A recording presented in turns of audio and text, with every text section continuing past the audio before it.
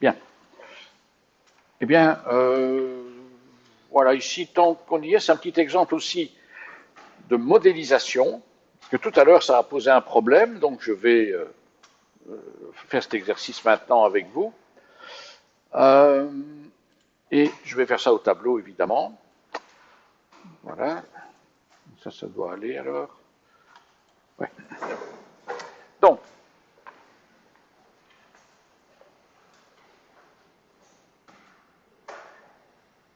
la question c'est, peut-on donc tracer une courbe sans lever le crayon? Ce qui veut dire, est-ce que c'est un cycle eulérien? Est-ce que c'est un graphe eulérien, pardon, qui coupe chacun des 16 segments de la figure suivante exactement une fois? Alors, je voudrais d'abord préciser, c'est quoi les segments? Parce que ça, c'est peut-être pas clair. Les segments, c'est tous les traits, tous les bords des figures. Alors, les segments, il y en a 16. Donc, je mets... Non. Je vais mettre... ici, un petit rond. Je ne sais pas si ça va aller. Voilà. C'est nul. On verra avec ça. Comme ça. Ça, c'est mieux. Donc, c'est un peu trop gros. Ben. Voilà. Donc, un segment, c'est ça. Ça va du... donc, en jaune, c'est juste un marqueur. Hein, c'est juste une marque. Donc, entre les deux marques, c'est un segment. Donc, il y a un segment là. Il y en a un deuxième ici, un troisième, quatrième, cinquième, sixième, septième, huitième. Et puis, ça, c'est les externes. À l'intérieur, vous avez un neuvième comme ça, un dixième, un onzième là, un douzième là, un treizième ici, 14, 15. Tiens, je me dis 16, j'ai dû en oublier un. À mon avis, c'est celui-là. Donc, les segments, c'est entre les marques jaunes. Voilà. Et la question, c'est donc, est-il possible de tracer une courbe? On peut essayer de tracer une courbe comme ça, de tête, mais moi, ce que je voudrais faire d'abord, c'est modéliser ceci sous forme d'un graphe pour répondre à la question. Donc l'idée, c'est, hein, on veut tracer une courbe qui coupe des segments, hein, comme ça, hein, ok, et est-ce qu'il y a moyen de faire un truc qui revient à son point de départ en ayant coupé une fois tous les segments? Donc on peut essayer, bien entendu, de chipoter, mais on peut aussi représenter ceci sous forme d'un graphe. Alors un graphe, c'est toujours, voilà, un graphe. Oui, ah oui, c'est pas le marqueur. Oups. Zou. Là, par contre, voilà, ça, c'est bien. Je recommence. Hop. Donc, on a un graphe, c'est toujours un ensemble de sommets et d'arêtes. Les sommets, c'est quoi? Quels sont les sommets? Et quelles sont les arêtes?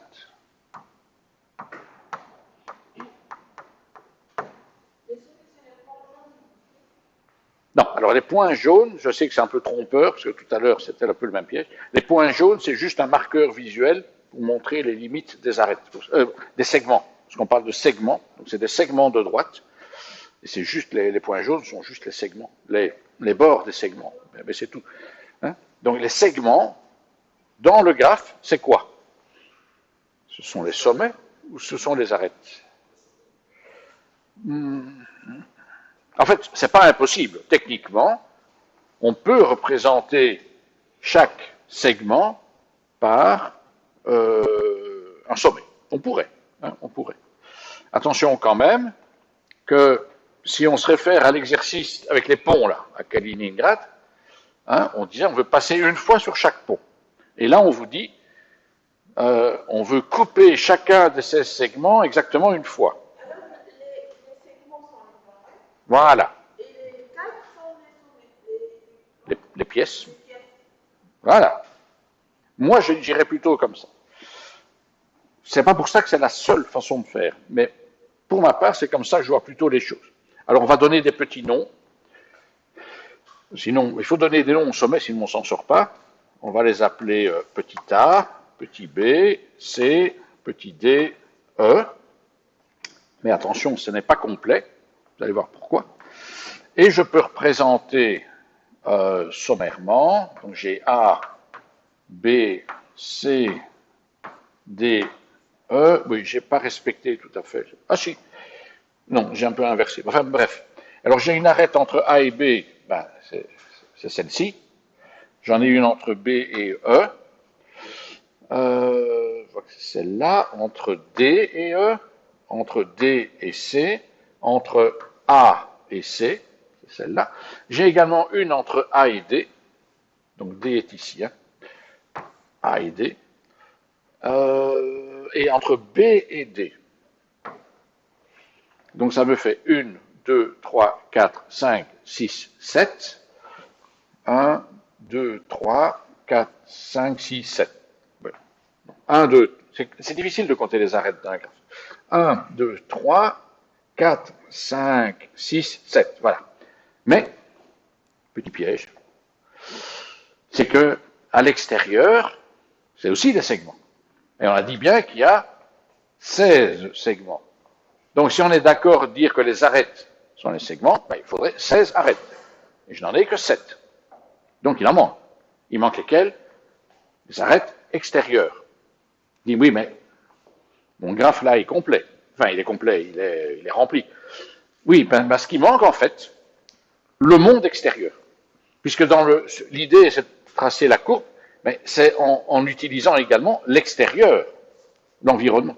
Et donc ça, c'est un dernier, enfin un sixième sommet que je vais appeler X, alors c'est X comme extérieur, je l'appelle X, et qui est l'environnement géométrique autour.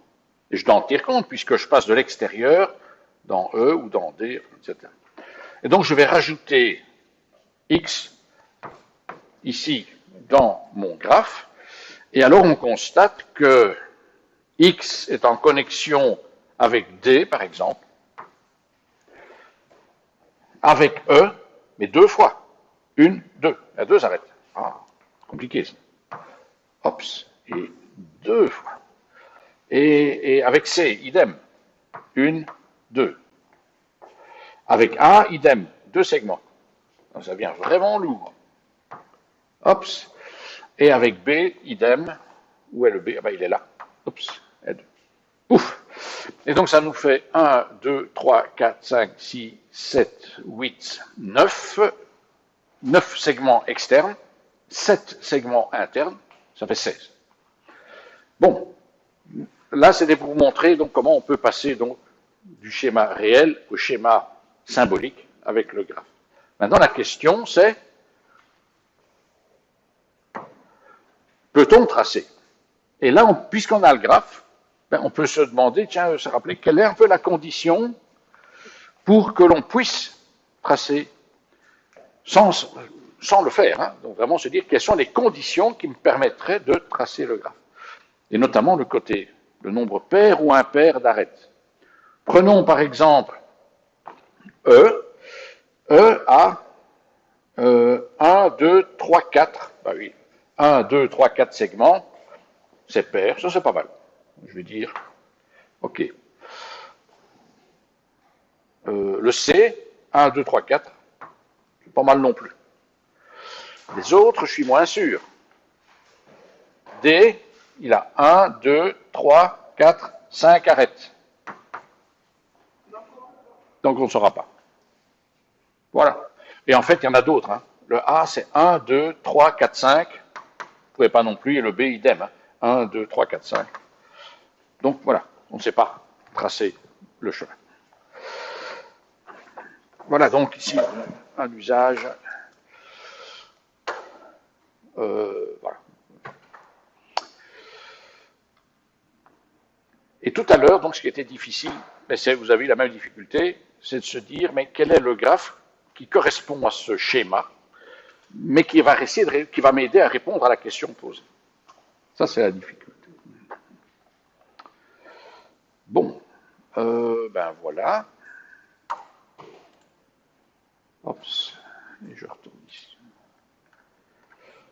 Ah, il y en a un petit qui reste tout seul là. On ne sait pas l'enlever là. Ok. Alors, on continue un peu cette petite découverte. Toujours encore des définitions. Hamilton était jaloux d'Euler, donc il a inventé sa propre définition, les cycles hamiltoniens. Et les graphes hamiltoniens, alors ça ressemble à celle d'Euler. Un graphe est dit hamiltonien s'il possède un cycle hamiltonien, ça nous fait une belle jambe. Ça veut dire quoi un cycle hamiltonien? C'est ce qui passe, un cycle, donc un chemin, qui revient sur lui-même, qui passe une et une seule fois par chaque sommet. Donc ça, on a changé d'air. Tout à l'heure, Euler, c'était une fois par chaque arête, et maintenant, c'est par chaque sommet. Et curieusement, c'est plus difficile. Ah ben, c'est plus difficile mathématiquement. Ce n'est pas plus difficile visuellement. Hein, non. Mathématiquement, oui. Donc, alors, les définitions sont dans le même sens. On appelle chaîne hamiltonienne une chaîne passant une seule fois par chacun des sommets de J. Voilà. Sans revenir au point de départ. C'est pour ça que c'est une chaîne, ce n'est pas un cycle. Alors, contrairement aux graphes eulériens, il n'existe pas de caractérisation simple des graphes hamiltoniens et semi-hamiltoniens.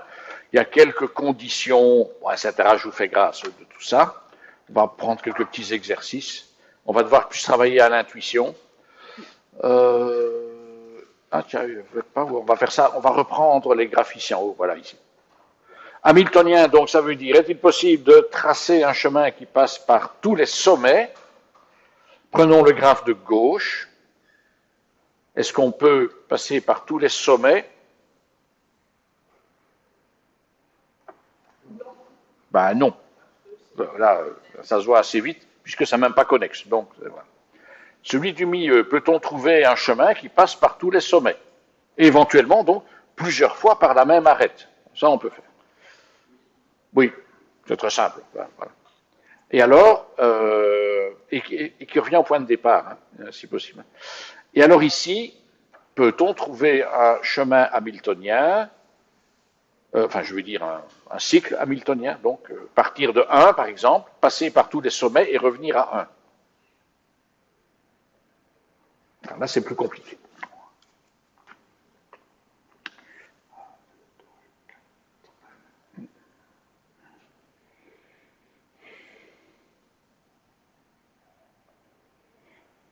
Je pense que non. J'y arrive pas. Mais je suis pas sûr à 100%. Mais je pense que c'est non. Ouais, on ne trouve pas.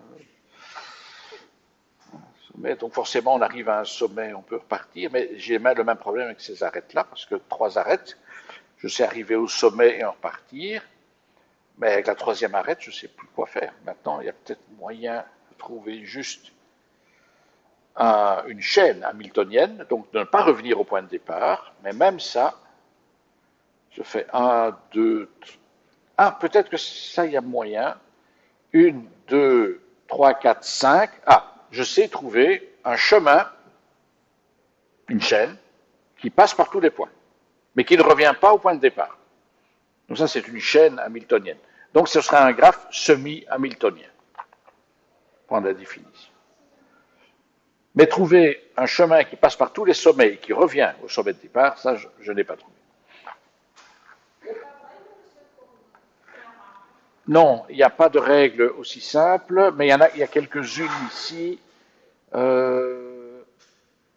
Alors, un graphe possédant un sommet de degré 1, une seule arête, ne peut pas être hamiltonien, ce qui paraît assez évident.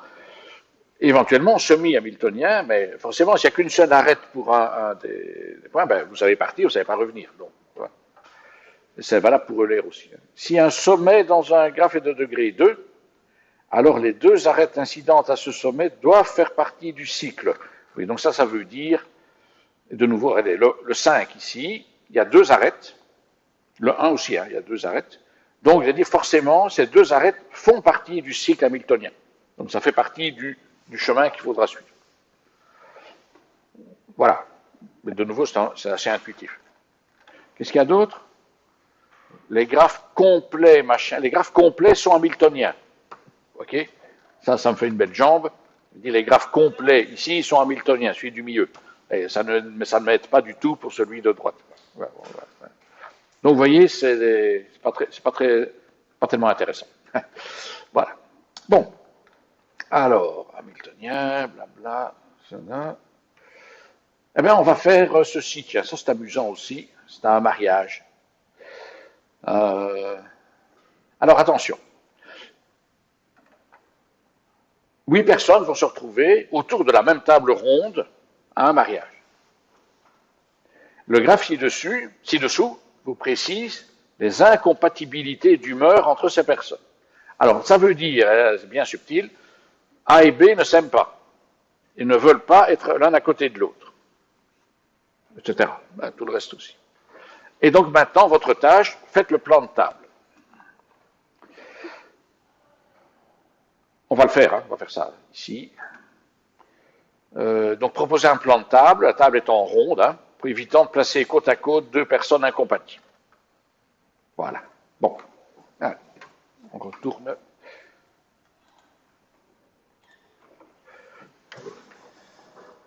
Dans ce cas,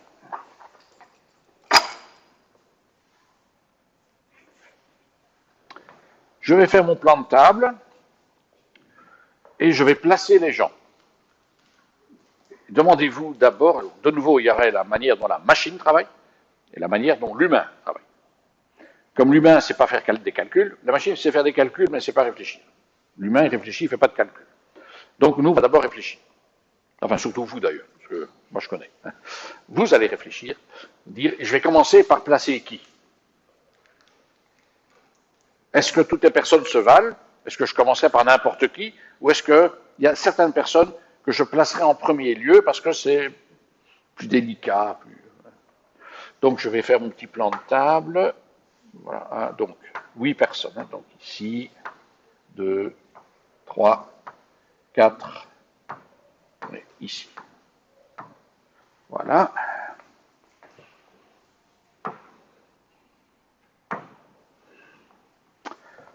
Quelle est la première personne qu'on pourrait placer? Évidemment, la première personne, on s'en fout un peu, on a placé, c'est fini.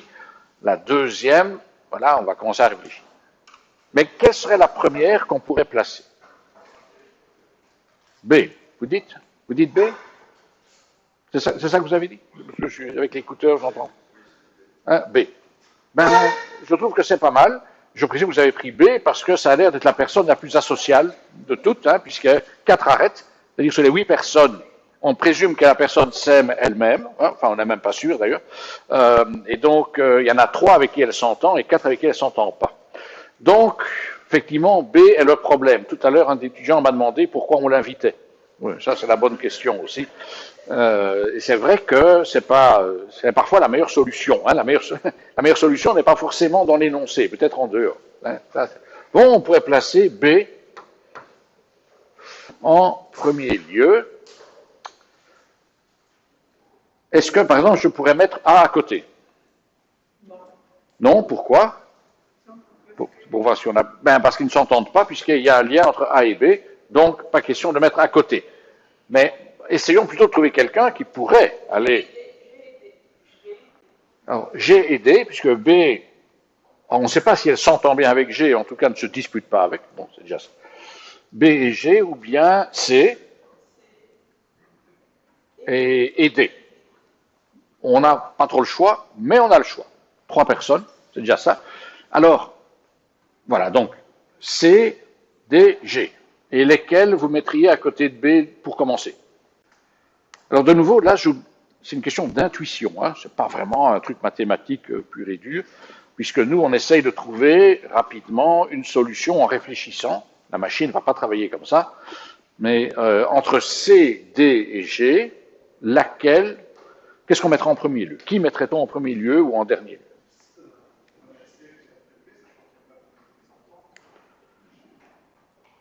Donc, vous avez proposé... Oui, alors techniquement, je pourrais mettre le C, hein, mais la question c'est, j'ai le choix entre C, D et G. Laquelle des 3 est-ce que je mettrais d'abord à côté d'elle a priori? G. En fait, attention, hein, que sur les 3, il faudra en choisir 2, hein, puisqu'elle a 2 voisins. B a 2 voisins dans tous les cas de figure, donc il faudra en choisir 2 sur les 3. Alors c'est vrai qu'on ne sait pas très bien. C, G.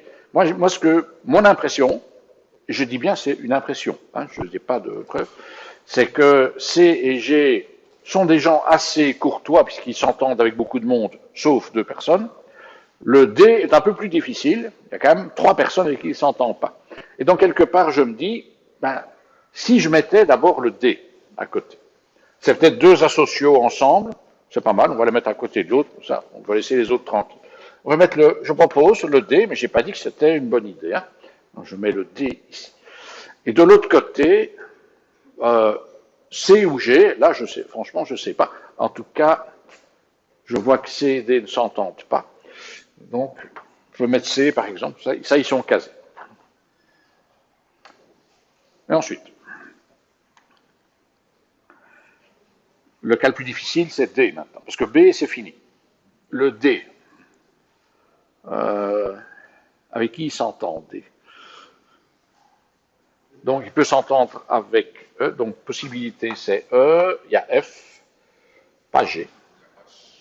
Il y a H, pas le C parce qu'il est déjà casé. Puis, de toute façon, il ne s'entend pas. Le B est déjà casé aussi, et pas le A. Merde. Pas le A. Voilà, donc j'ai le choix entre 4. C'est ça, hein, c'est juste, hein, 4 personnes. Ah, ben de nouveau alors, soit E, soit H, me paraît le plus difficile. On met donc E. E. Ok. Et, ok, ben, prenons E. Alors E ici, voyons. Donc, ah, bon, c'est compliqué ça. Ah, bon. Réagis pas tout de suite. Donc, après E, on va mettre, il y a A, donc le D est déjà casé, pas le C, il y a A et G, ouais. Ou H, H. De nouveau, je vais mettre H, puisqu'il y a 3 asociaux, donc je mettrai plutôt H. Et alors, on arrive à H. C'est pas parce qu'on arrive à la fin que tout va aller bien, c'est peut-être maintenant que ça va coincer. Hein. Ah, donc, peut-être. H, donc, avec A, il peut aller. Avec, non, C est déjà casé. D aussi. Pas avec F, pas avec G. Donc, il me reste à caser qui? A, F et G. Ben, en fait, j'ai plus tellement le choix, en fait. Hein. Il n'y a plus que le A qui convient. Là, ça devient sérieux, parce que là, j'ai même pas eu le choix. Attention. Et alors, A, il reste qui à caser? Il reste G et F. Hein, voilà. Il reste ces deux-là. Alors, bon, du point de vue du A, il n'y a pas de problème. Ah, c'est bien. Et du point de vue du C, il n'y a pas de problème non plus. Donc, ça va aller. Voilà, là, vous mettez comme vous voulez. Bon, mais G, par exemple, et F. Voilà, là, qu'à me trouver. C'est pas si difficile que ça. À mon avis, il y a beaucoup d'autres solutions. Est-ce qu'on allait trouver du premier coup comme ça? Je ne sais pas. De nouveau, on a un problème où, oui, on a là le graphe des inimitiés. Est-ce que ça va être facile de trouver un plan de table ou pas? On ne sait pas à l'avance si ça va être facile ou pas. C'est perturbant, ces problèmes, je trouve. C'est tellement simple, et finalement, la résolution, on ne sait pas répondre. Enfin, pas tout de suite, en tout cas. Bon, voilà. En fait, ce qu'on pourrait peut-être dire, c'est que, bien entendu, là, c'est un graphe des inimitiés, mais ça voudrait dire qu'on pourrait aussi faire l'autre graphe complémentaire, qui est le graphe des amitiés. Enfin, ou des gens, amitiés ou sympathies simples. Hein. Et là, ce sera un graphe beaucoup plus fourni, je pense. Parce qu'après tout, en moyenne, les gens s'entendent bien avec les autres. C'est vrai que le graphe montre, B c'est un cas particulier, hein, je suis d'accord. Mais pour tous les autres, ça va encore. Il y a plus de gens avec qui ils s'entendent que de gens avec qui ils ne s'entendent pas. Donc finalement, il y a pas mal de combinaisons possibles. Ça, on aurait pu dire. Voilà. Alors, ça. Voilà, voilà, voilà. Alors, couplage. C'est tombé. Notez qu'on peut regarder le problème qui est aussi, c'est un peu le même genre. On ne va pas le résoudre. Vous avez une assemblée avec des gens multilingues. Mais il n'y en a aucun qui parle, enfin, il n'y a pas de langue commune. Non. Multilingue, mais français-chinois. Voilà. L'autre, c'est allemand-espagnol. Bon. Et alors, on vous demande, on veut former des binômes de personnes qui pourront dialoguer entre elles. Donc, des gens qui parlent la même langue, qui connaissent la même langue. Comment maximiser le nombre de binômes? En fait, au maximum, je peux avoir combien de binômes? Je dois compter combien il y a de gens. Binômes, c'est des groupes de 2. Bon, 1, 2, 3, 4, 5, 6, 7, 8, 9, 10, 11, 12 personnes. Donc, idéalement, 6 binômes. 6 binômes. Notez que je pourrais peut-être essayer de le... Tout à l'heure, je ne l'ai pas fait. Je pourrais essayer de le résoudre. Je pourrais faire ça, tiens. Bon, peut-être que celui-ci... Je ne l'ai jamais fait, hein. Je n'ai jamais fait celui-là, mais j'espère ne pas me planter. On ne va pas tracer le graphe. Hein. Je ne pense pas que ce soit nécessaire. Surtout que ceci est un graphe, mais sous une forme un peu différente. Alors, je vais prendre la couleur verte. Voilà. Donc, des binômes, c'est la même langue. Comment est-ce que vous commenceriez? De nouveau, approche intuitive, humaine, pas une approche systématique et algorithmique. Moi, j'ai ma petite idée par qui je commencerai. Toujours commencer par les cas les plus difficiles. Et peut-être qu'il y a des gens qui n'auront pas de binôme. Est-ce qu'a priori, est-ce qu'il y a des gens qui parlent une langue que personne d'autre ne parle?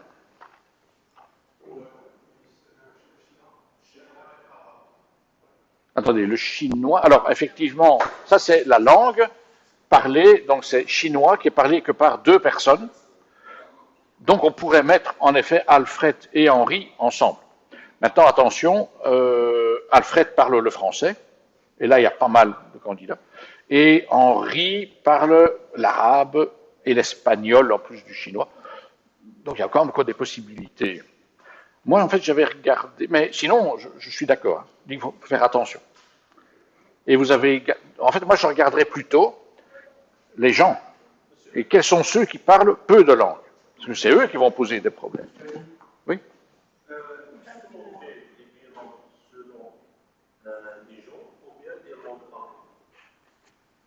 Oui, c'est une bonne question. Je vous la repose. Parce qu'en effet, je me pose la même question. Comme je dis, je n'ai jamais fait l'exercice, donc je ne sais pas très bien, mais je suis en train de réfléchir. Alors, est-ce qu'il y a des gens qui ne parlent qu'une langue? On peut essayer de voir quels sont les gens qui parlent peu de langues. Je peux essayer de noter Alfred, c'est 2. 2. Quoi? Il y en a un qui n'en parle qu'une? Ah oui. Là, il y a un problème. Denis, il va faire attention. Ernest également. 3, 2, 3, 2, 2, 2 et 1. Ah, encore Louis ici. OK. On va s'occuper d'eux en premier lieu. Hein. Donc, il y a Louis. Il faudra le mettre. Ah oui, avec. Il n'y a pas tellement d'autres personnes. Et par exemple, si je mets Louis avec Isidore, Isidore, il parle. Enfin, il sera mis. Isidore sera mis. OK, donc ça sera en ordre. Voilà. Et donc là, le point, on s'en fout. Ou alors, je le mets avec Fabien. Si je mets. Oui, c'est ça. Si je mets Louis avec Fabien, dans ce cas, Isidore, il ne trouvera plus personne pour parler russe. Ah oui, parce que là, il y a 3 ici. Donc, il y en a 2 ensemble, et puis il y en a un. Et donc, Isidore n'aura plus qu'une seule langue. Donc, vous voyez, vous ferez un premier binôme, ça va immédiatement changer les possibilités. Alors, bon, de nouveau, c'est celui du sudoku. Hein, donc, on fait là. Donc, vous pourrez commencer par... alors, je vais faire... Il faut bien essayer. Hein. Commençons, par exemple, par Louis et Fabien, par exemple. Louis et Fabien. Dans ce cas, fini, voilà. Mais ça c'est fini aussi, et ça c'est fini aussi, puisqu'ils sont casés, hein, si j'ose dire. Le fait de commencer par Louis était donc, je pense, important, puisqu'il ne parlait qu'une langue. Donc, voilà. Bon, maintenant, j'ai fait ça. Est-ce qu'il y a des gens, de nouveau, qui ne parlent plus qu'une langue? Denis? Ah oui, oui. Bonne remarque. Ceci, Isidore, il ne trouvera plus personne qui parle russe, hein, puisqu'il n'y a plus qu'un. Donc, là, je peux barrer. Alors, Denis, il parle allemand, que allemand. Alors, ça sera soit avec Bernard, soit avec Kurt. Il parle de langue. Oui, là, c'est difficile à dire.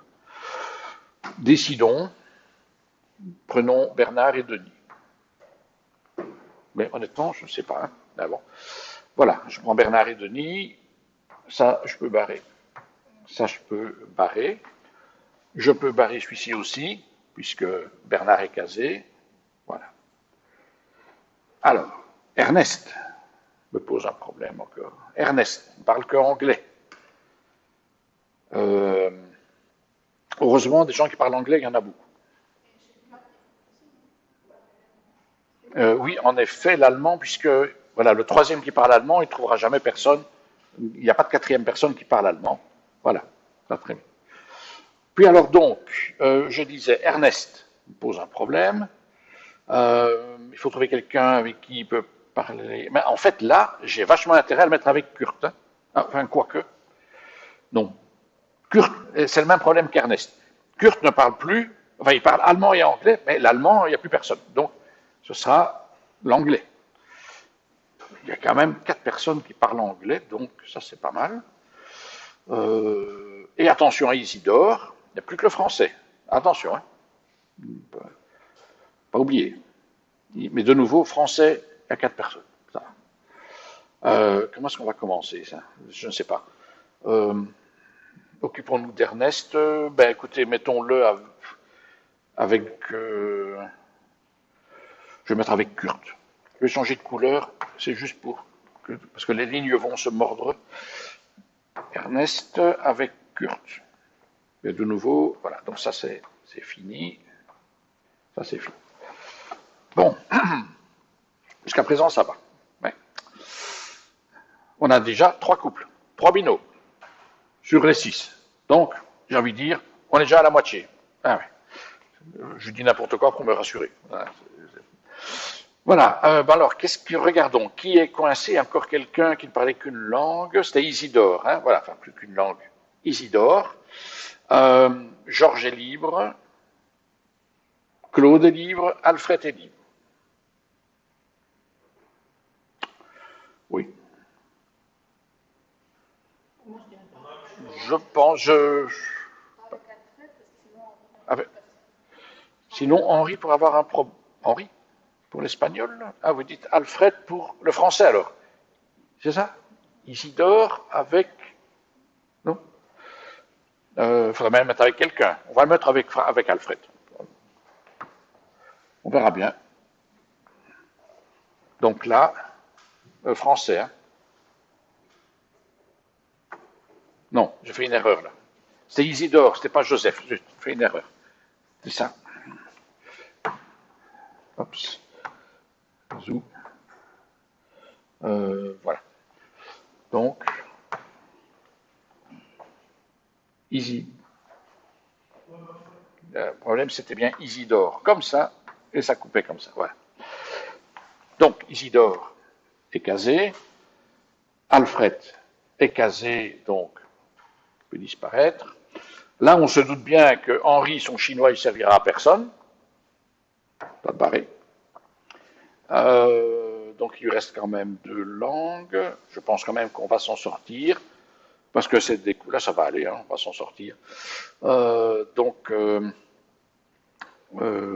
par exemple, ces 2-là. Et dans. Ah non, ça n'ira pas. Si je prends Henri et Kurt. je vais avoir un problème parce qu'alors, Henri, non pas Henri et Kurt, Henri et Joseph, pardon. Henri et Joseph, comment est-ce que je pourrais encore, il y aura encore, et Georges et Claude. Oui, ben ça va aller, hein. Oui, on va faire ça, on va faire ça. Ben, en rouge. Donc, Henri, c'est ça qu'on a dit, hein, Henri et Joseph. Voilà, pour ici. Et enfin, Claude et Georges pour le français encore. Claude et Georges. Ouf. Ah ben voilà, on a réussi notre coup.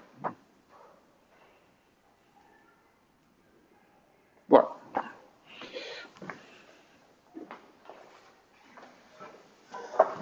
Bon, on arrive tout doucement au bout.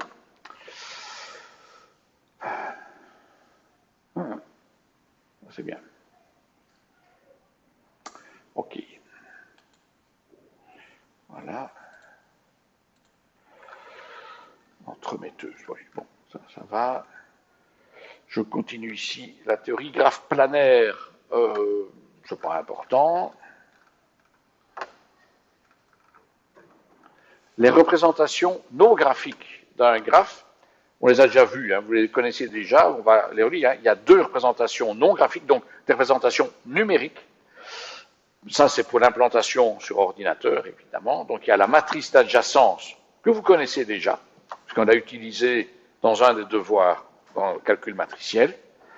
Donc, un graphe de connexion, par exemple, ici, voilà, peut être représenté par ce genre de matrice. Mais ça, vous avez déjà utilisé, donc je n'ai pas besoin de m'étendre là-dessus. Matrice carrée, etc. La diagonale, on met 0 dans la mesure où un sommet n'est pas adjacent à lui-même, etc. Voilà. Et alors, il y a et ça, j'en ai déjà parlé en début de séance, les listes d'adjacence. C'est peut-être pratique, ça dépend du problème. Mais de toute façon, les deux modèles numériques sont intervertibles. Si vous avez l'un, vous pouvez calculer l'autre, et vice-versa. Mais simplement que dans certains cas, si vous faites du cheminement, par exemple, trouver un chemin, c'est plus facile de travailler avec les listes.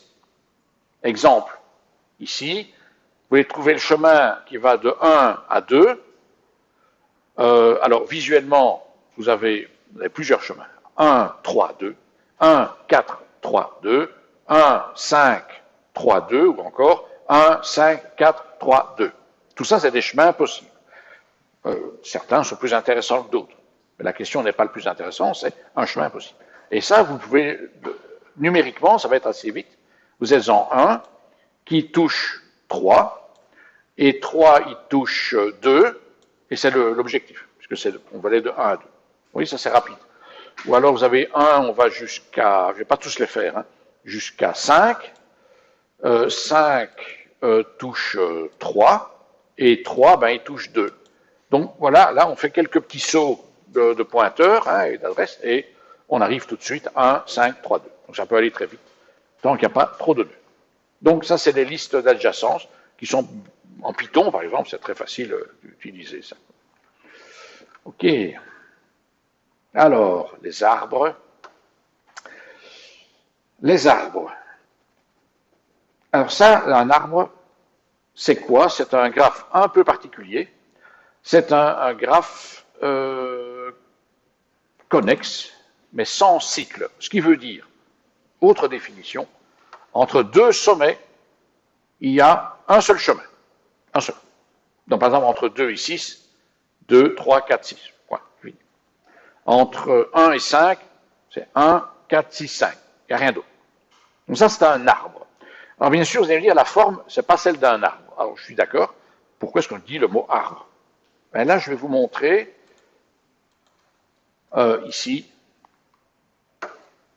dans l'énoncé. Donc ça, c'est l'autre document, hein, avec les énoncés, dans lequel on va retrouver des problèmes qu'on a déjà fait. À la gare de triage, on l'a fait. Hein, voilà. Voilà, c'est ça que je voulais vous montrer. Ça, c'est un arbre. C'est un graphe. Bien sûr, ici, appliqué à un problème bien précis, qui est la taxonomie animale. Taxonomie, ça veut, en fait, le mot taxo en grec signifie justement animal, hein, si je ne me trompe pas. Donc dire taxonomie, c'est le classement d'animal, mais il y a eu un dérivé du sens. Un taxonomiste, c'est quelqu'un qui empaille des animaux. Si votre animal est mort, vous pouvez le faire empailler, comme ça il va rester comme... Pardon? Un taxidermiste. Taxidermiste. Voilà. Donc, ici, le mot taxonomie, c'est le premier classement qui a été inventé plutôt au 19e siècle, Darwin et compagnie. Et puis alors, le mot taxonomie s'est étendu, ça devient un classement. Bon, mais pas forcément pour des animaux. Donc ici, c'est intéressant de se demander quelle est l'idée qu'il y a derrière, parce que en fait, il y a plusieurs classements pour les animaux. Ça, c'est un classement qui devient un peu vieillot, un peu obsolète. Il est basé sur les caractéristiques physiques. Par exemple, ce qu'on appelle l'ordre des carnivores, mange de la viande. Alors, attention que c'est un arbre, mais c'est un arbre, en fait, c'est un graphe orienté. C'est-à-dire qu'il faut, les arêtes que vous voyez là ne sont pas réciproques. C'est-à-dire là, en fait, le carnivore est un mammifère, c'est ça que ça veut dire. Mais pas l'inverse. Un mammifère n'est pas forcément un carnivore. Donc la relation ici d'héritage, c'est le terme, hein, c'est que carnivore hérite de tout ce que fait le mammifère, et en plus, il mange de la viande. Alors le mammifère ici est un vertébré, donc chordata, ça veut, je crois que c'est les vertèbres, ou colonne vertébrale ou quelque chose pareil. Donc tous les animaux qui sont, si je puis dire, construits sur base d'une colonne vertébrale, enfin nous y compris, s'appelle chordata, je crois. Je ne suis pas 100% sûr, parce que les mots sont parfois trompeurs, mais en gros c'est ça. Les vertébrés, ça doit être ça, et les mammifères sont un type de vertébré. Donc tout mammifère est un vertébré. Et donc chaque fois ici, cette classification permet en fait une économie de données, puisqu'on a regroupé dans la même classe les caractéristiques identiques. Tous les animaux que vous voyez ici en dessous sont des vertébrés. Mais ils ne sont pas que des vertébrés, ils sont également mammifères et carnivores. Et alors par contre, là, ils commencent à avoir des caractéristiques un peu différentes. Les ours, les canins, donc le loup, le renard, le chien, bien sûr, et puis alors les grands fauves et le chat. Voilà. Mais c'est plutôt des caractéristiques physiques, visuelles à la limite, hein, qui interviennent ici. Enfin, pas seulement visuelles, parce que il y a parfois des trucs plus internes au corps, bien sûr. Hein. Bref, voilà. Donc ça, c'est un type de graphe très utile, bien sûr, et également en informatique. Pas pour modéliser des animaux, mais pour faire de la programmation objet. Donc, pour faire de la programmation orientée objet, en fait, on part de classes, de ce genre-là. C'est vraiment la même idée qui a été reprise, mais d'une façon évidemment plus informatisable, hein, un peu plus, on est un peu plus, comment dirais-je, orienté langage. Tandis qu'ici, on reste là. Bon, quand on dit que canis est une forme de canidé, on peut mettre n'importe quoi dans le canis. On peut mettre du texte, des images, des formules, enfin tout ce que vous voulez, des dimensions, mais vous êtes libre, hein, ici. Et je précise aussi que cette classification n'est jamais tombée du ciel. Elle a été construite sur base de l'observation.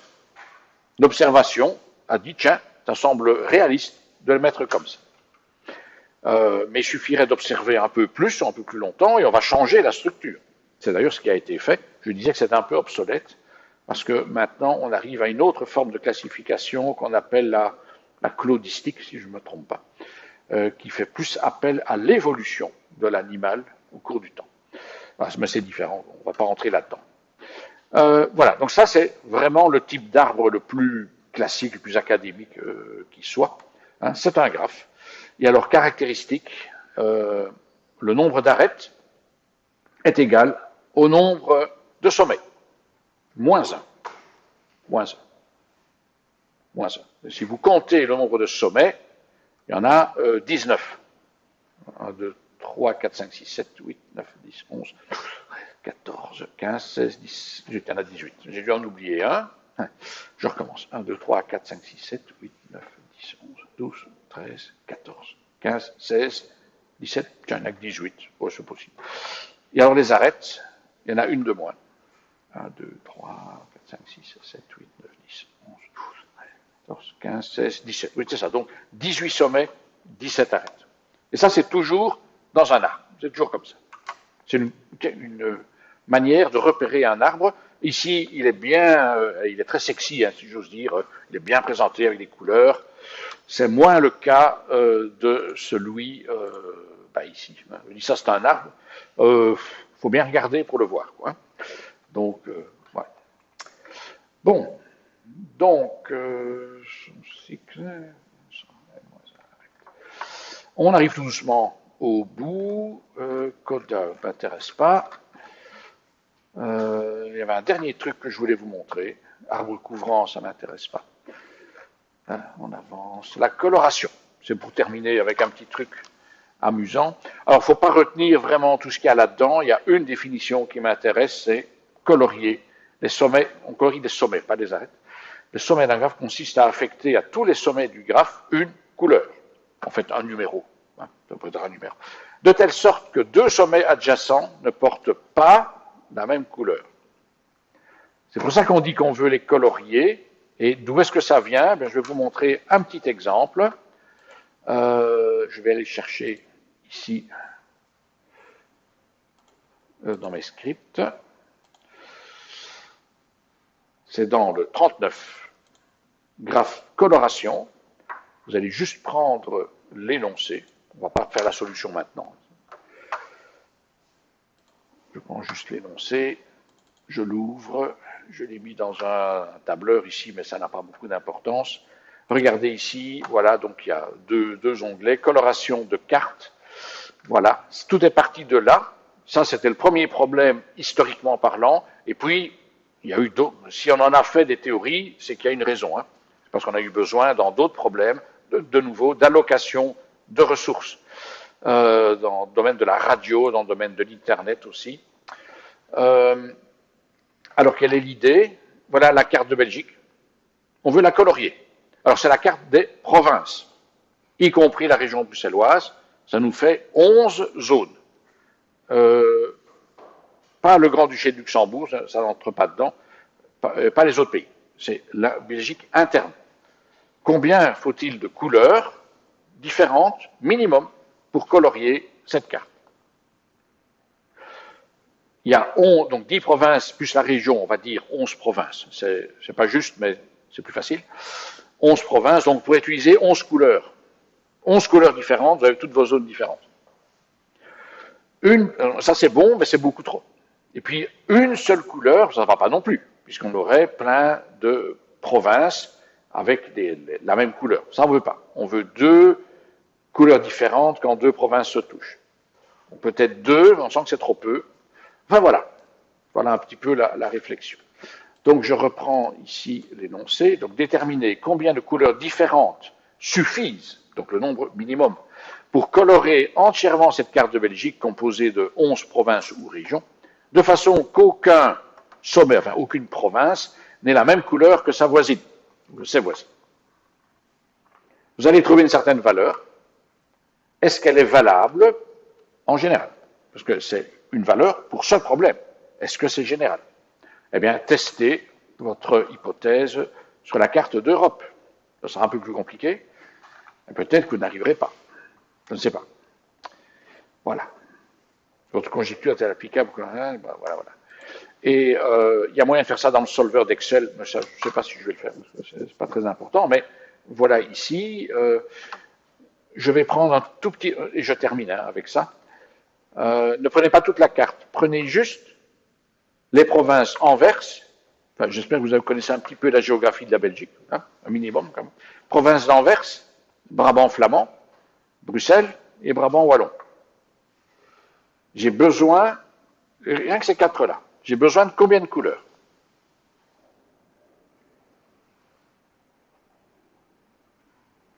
Maximum 4. Forcément, il y a 4 provinces. Et vous dites combien? Alors, on peut colorier avec 4 couleurs parce qu'il y a 4 provinces. On aura 4 couleurs différentes. Rouge, vert, bleu, jaune. OK. Mais est-ce qu'on ne peut pas faire moins? Enfin, à faire avec moins de couleurs. peut faire avec 3. Par exemple, pour faire rouge, bleu, rouge et vert. Il y a encore moyen de faire mieux. Avec 2. On peut se débrouiller avec 2. Rouge, vert, bleu, et encore rouge ici. Il y aura 3 zones en rouge, mais elles ne se touchent pas, donc il n'y a pas de problème. Et une zone en bleu, la plus centrale, en fait. Voilà. Donc là, 2 couleurs suffisent. Est-ce que c'est général? Est-ce qu'on peut réfléchir comme ça pour toute la Belgique? Eh bien, on le saura la prochaine fois. Ça va? Voilà. Et je vais vous laisser ici.